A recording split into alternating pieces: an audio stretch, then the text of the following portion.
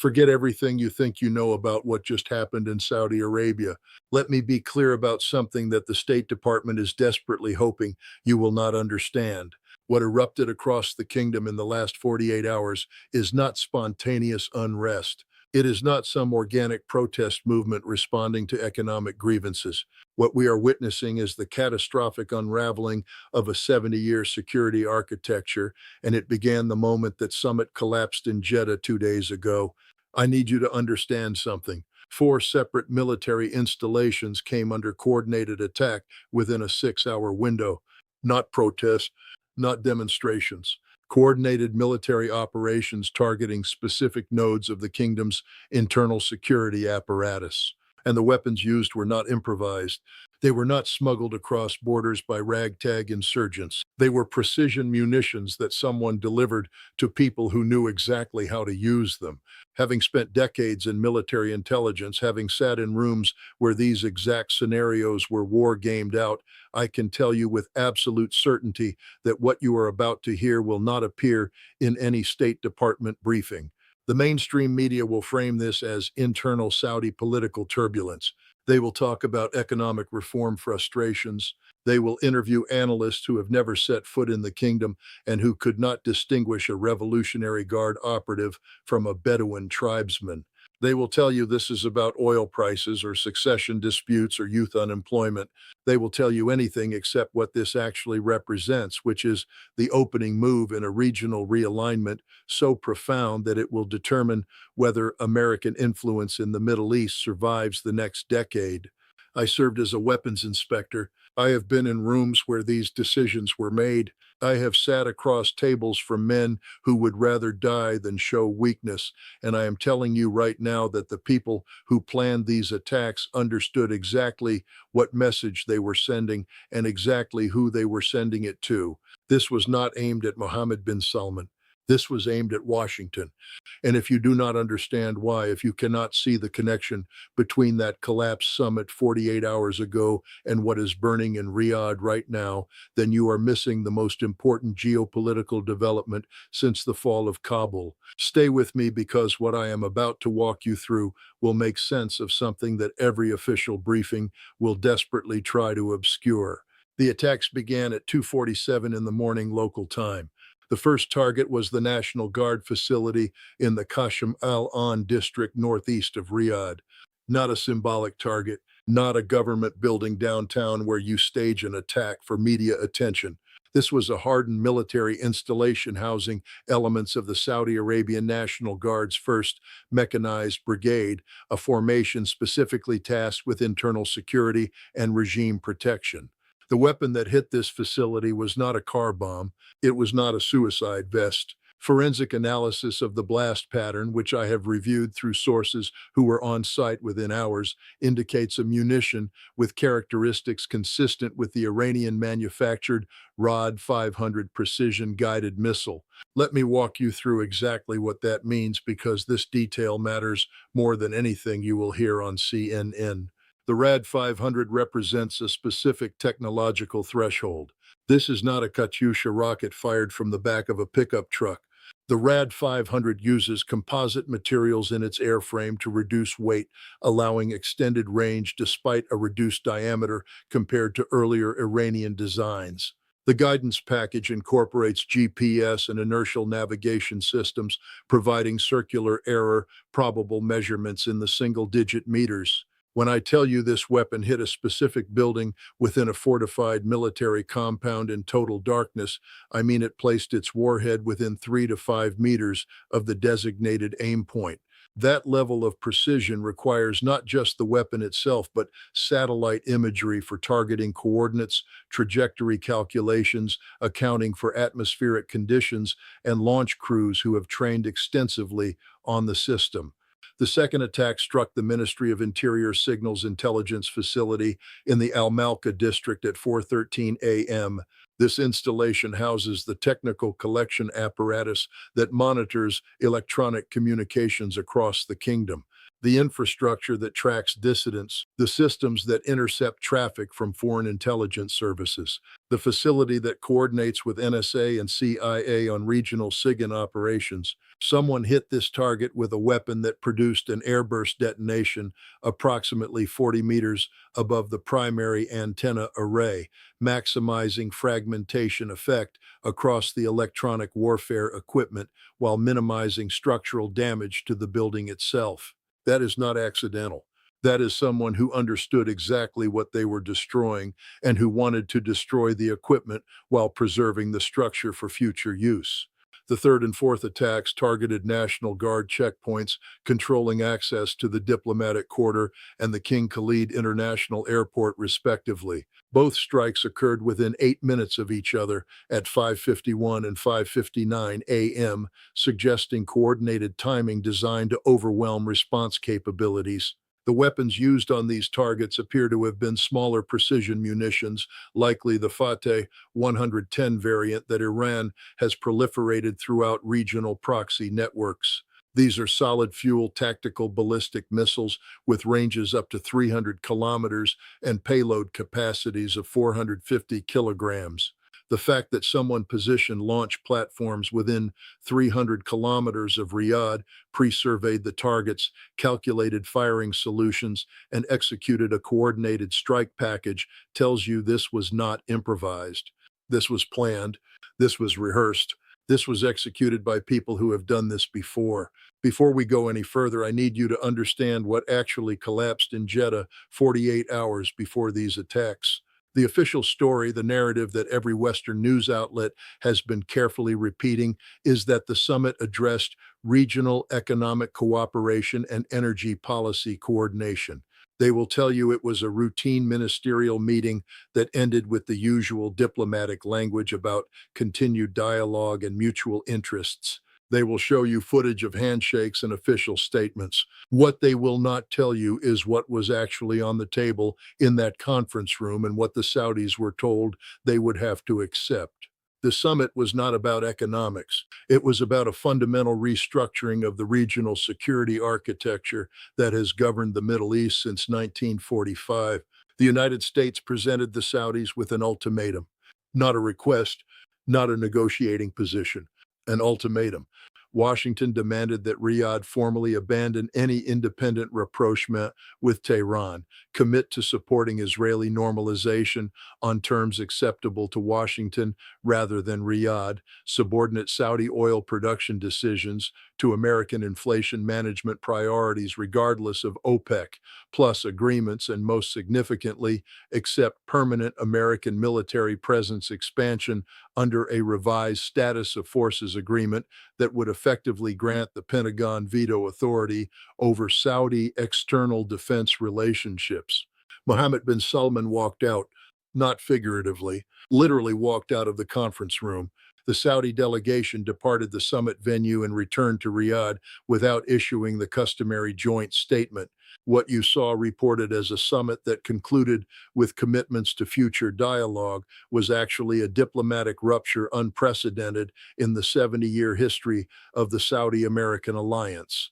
And 48 hours later, 4 military installations inside the kingdom came under precision missile attack using weapons that require state-level technical support to employ effectively. Let me tell you what this really means, because this is the part that no official briefing will address. Someone just demonstrated to Mohammed bin Salman that the kingdom's internal security is not actually secure. Someone showed him that precision fires can reach targets inside Riyadh, regardless of Patriot batteries, regardless of radar coverage, regardless of American technical assistance. Someone proved to him that the National Guard facilities he relies on for regime protection are vulnerable. The signals intelligence infrastructure he uses to monitor threats can be degraded. The checkpoints protecting his diplomatic and transportation nodes can be struck at will. This was a message. Not an attempted coup, not an effort to overthrow the regime, a message. And the message was simple. You think you can walk away from Washington and maintain security? Think again. You think you can pursue independent policies while sitting on the world's second largest proven petroleum reserves in a region where Iran has just demonstrated it can hit any target it chooses? Let me show you what vulnerability looks like. Stay with me because the next part is where this becomes genuinely dangerous for reasons that extend far beyond the Arabian Peninsula. The technical parameters of these attacks reveal something that fundamentally changes the strategic calculation every Gulf state has been making for the past 2 years. Let me walk you through the weapons employment in detail because this is where you separate analysis based on actual operational understanding from the speculative commentary you will get from think tank analysts who have never planned a fire mission in their lives. The RAD 500 that hit the National Guard facility required a launch platform positioned somewhere within 500 kilometers of Riyadh. The missile's reported range extends to 500 kilometers, though this depends on payload weight and trajectory selection. Someone had to move a transporter erector launcher to a location within that radius, conduct site survey to ensure the vehicle would not bog in soft sand, calculate a firing solution accounting for the target coordinates and the atmospheric conditions at altitude, and execute the launch within a time window coordinated with the other strikes. Then they had to extract the TEL before Saudi air assets or American surveillance systems could localize the launch signature. This is not trivial. The logistics of moving a TEL across desert terrain, the intelligence required to identify targets worth hitting, the communication security needed to coordinate a four-part strike package, the technical expertise to calculate ballistic trajectories for weapons that travel in excess of Mach 4 during terminal phase. All of this requires capabilities that only state actors possess. You cannot learn this from YouTube videos. You cannot improvise this with commercial GPS units and determination. This requires training, equipment, targeting intelligence, and most critically, the political decision by a state actor to provide all of those things to an organization operating inside Saudi territory. The obvious candidate is Iran. The weapons bear Iranian design signatures. The precision targeting suggests access to Iranian reconnaissance satellite imagery or Lebanese Hezbollah SIGINT collection, which operates as an extension of Iranian capabilities. The coordination implies command and control architecture consistent with IRGC operational patterns that I observed during my time analyzing their activities in Iraq between 2003 and 2011. But here is what makes this particularly sophisticated. If Iran provided the weapons and the intelligence, they did so through intermediaries sufficiently compartmented that the Saudis cannot prove Iranian state direction. No Iranian personnel were captured. No communications intercepts directly implicate IRGC command authority. The technical evidence points to Iranian hardware, but the operational execution could plausibly be attributed to any number of proxy organizations that Iran has cultivated over the past 2 decades. This deniability matters enormously. It means the Saudis cannot respond with conventional military retaliation against Iran without appearing to be the aggressor in a conflict where attribution remains technically ambiguous. It means the Americans cannot invoke defense treaty obligations without definitive proof of Iranian state action. It means Mohammed bin Salman has just been shown that Iran can hurt him inside his own capital while maintaining sufficient plausibility to avoid the kind of definitive response that would trigger American intervention.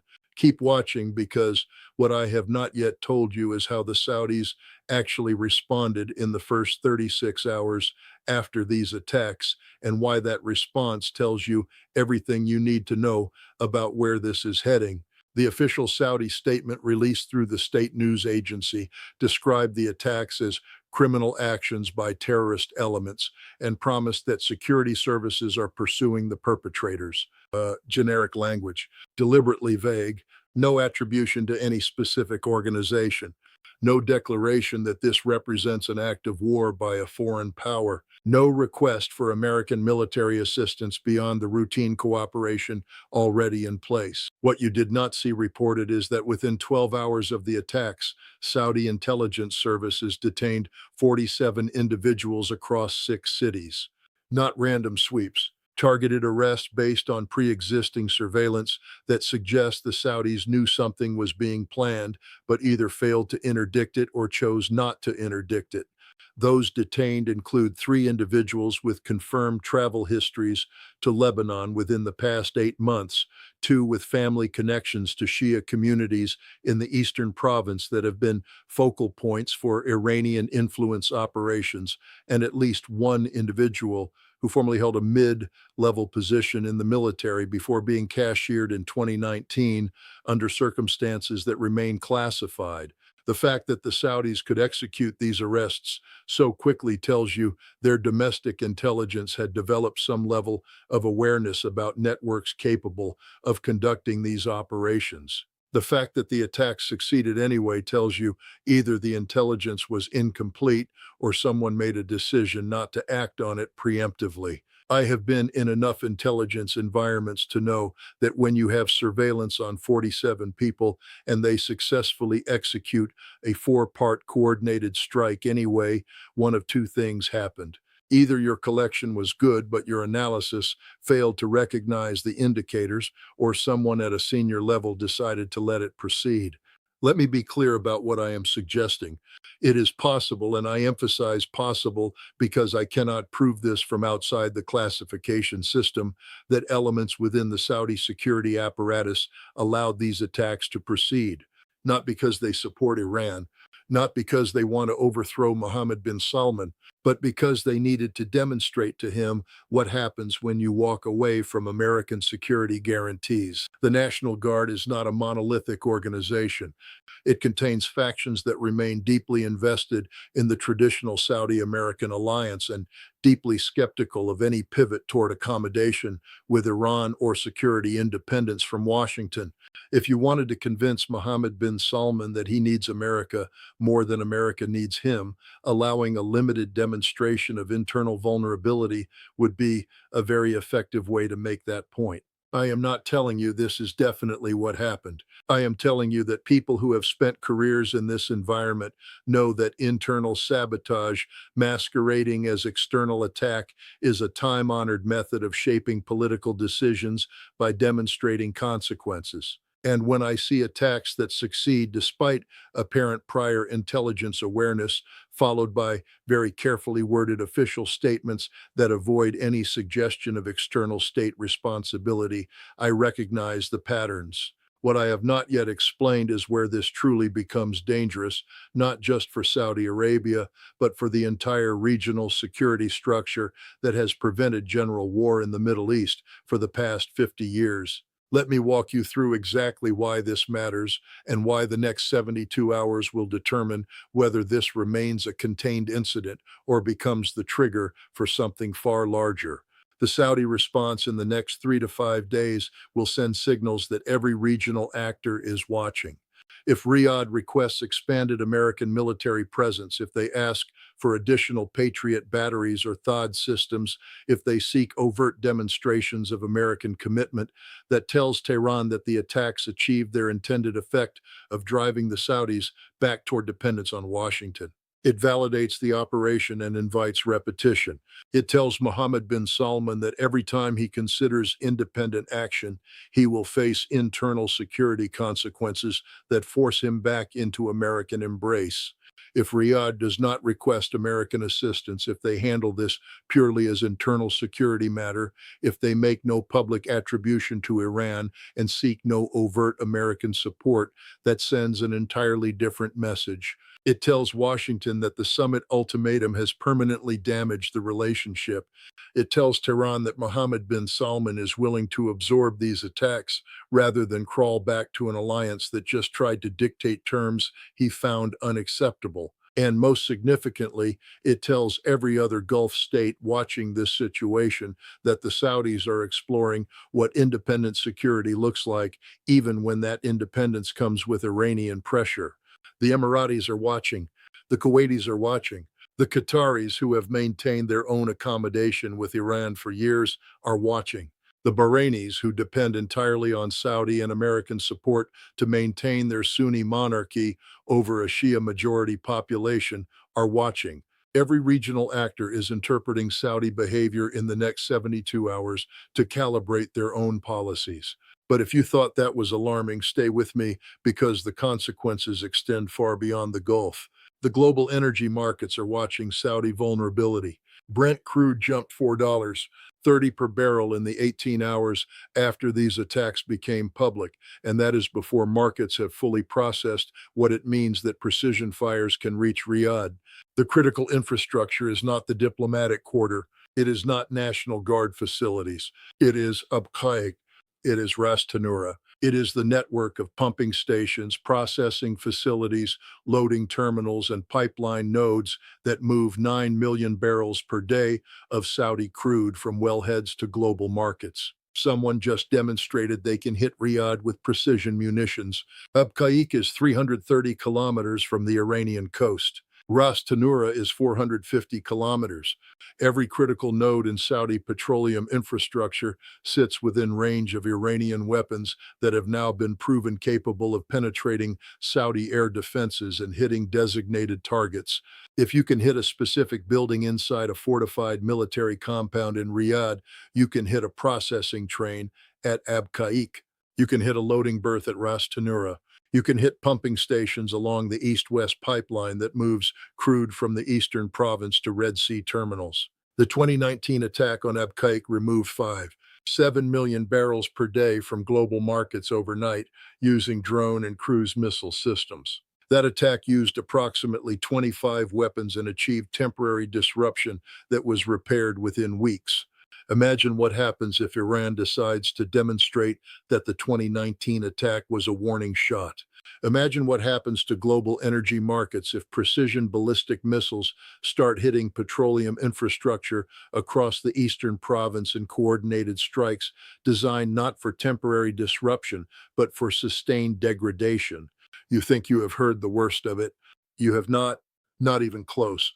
What I have not yet told you is what this means for the Israeli calculation about Iranian nuclear facilities and why the timing of these attacks in relation to the summit collapse creates a narrow window for decisions that could trigger regional war. The Jeddah summit was not just about Saudi-American relations. It was about constructing a regional security architecture that would isolate Iran prior to Israeli military action against Iranian nuclear facilities.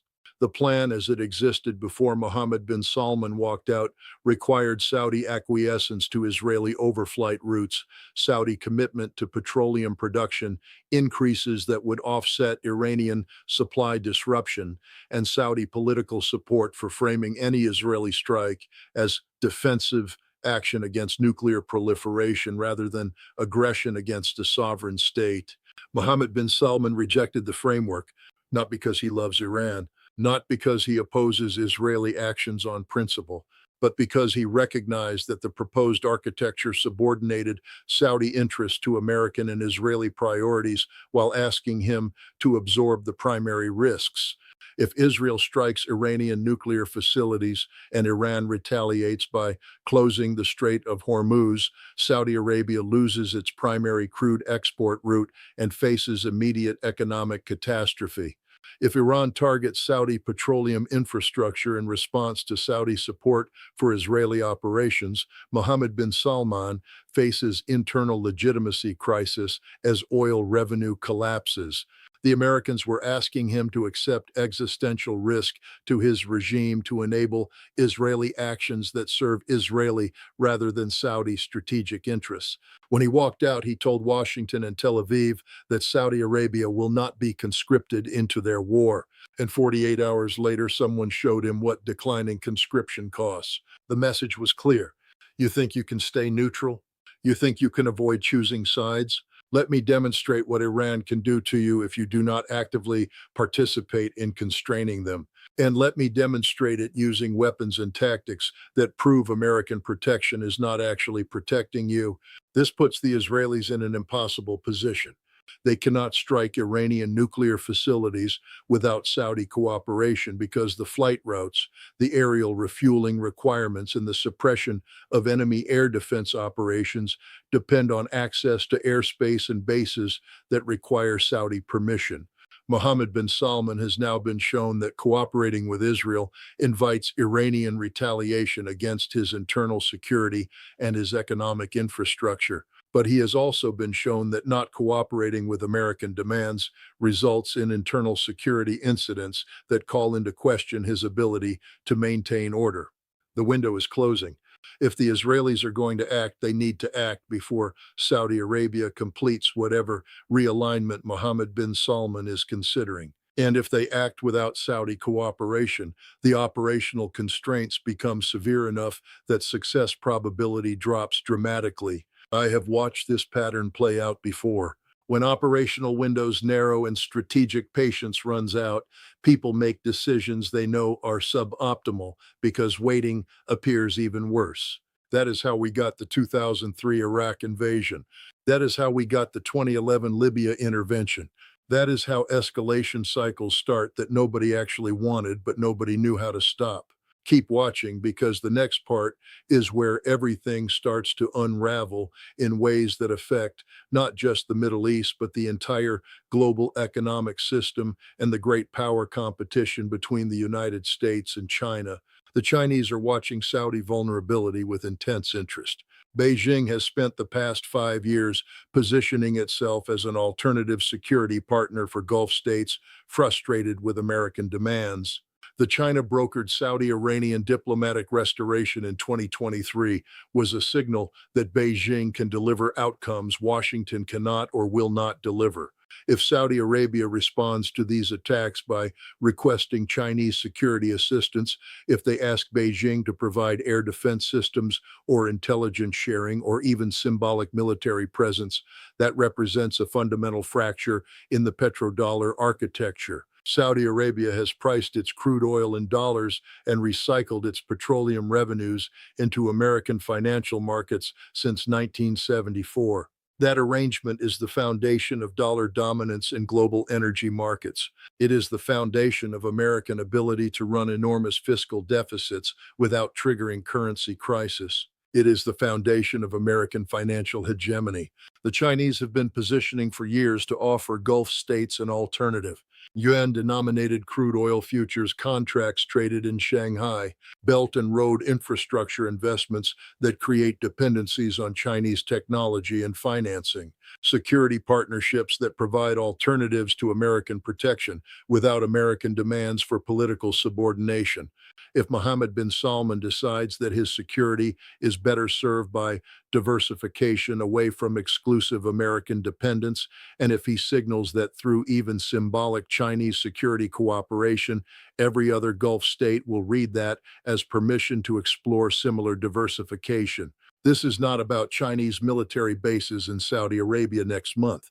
This is about the slow erosion of American monopoly on Gulf security partnerships that has been the foundation of American influence in the region since 1945. Once that monopoly breaks, once Gulf states believe they have alternatives, the leverage dynamics change fundamentally. Washington can no longer threaten withdrawal of security guarantees because the Gulf states have other partners. Washington can no longer demand political concessions as the price of protection because protection is available elsewhere.